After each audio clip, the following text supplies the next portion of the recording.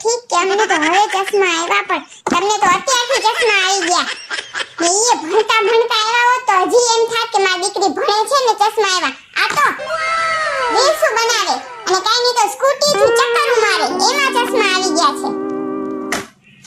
A few moments later. આંટી કહેતા હતા કે ઘાસ ઉપર ખુલ્લા પેરે હઈએ તો આપણા નંબર ઓછા થઈ જાય, અને આ ધાણા લેવી છું, ધાણાનું જ્યુસ કરીને પીએ ને તોય નંબર ઓછા થઈ જાય.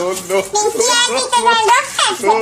હા, અને તું કોઈનું માનવું જ નથી, બસ પોતાનું જ કરું, ભલે નંબર વધતા રહે. અને આટલા ચશ્મા છે તો હજી આટલા મોટા લઈ લેજે, આટલા લીધા કે ત્યાંથી આટલા મોટા, ભલે નંબર વધે રાખે. માનવું તો નથી મારું, તમારી મરજી પડે એમ કરો, કઈ કહેવાની જ નથી કોઈને.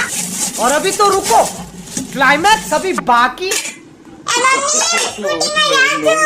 બસ આખો દી રખડ બેનપણીઓ ભેગી અને હજી નંબર વધારીને થોડાકને બાર રખડીને આખો દી એ લોકો ભેગી મોબાઈલ જોઈ રીલ્સ બનાવીને બીજો કઈ ધંધો છે? એમ નથી થાતું કે લાવો અહીંયા મમ્મીની હેલ્પ કરું, સવારથી સાંજ સુધી અહીંયા એકલી ખનાઉં છું, પણ એમ છું કે લાવો મમ્મીની હેલ્પ કરું. કોઈ દી એવું આવ્યું? કામ કરવાથી નંબર ઓછા થશે. હા, કામ કરવાથી નંબર ઓછા થઈ જશે. કરીને જોવો તો ખબર પડે.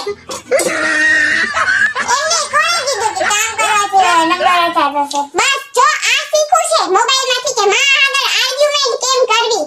કા આર્ગ્યુમેન્ટ ઈ ટાઈમ મે હકીકત નથી.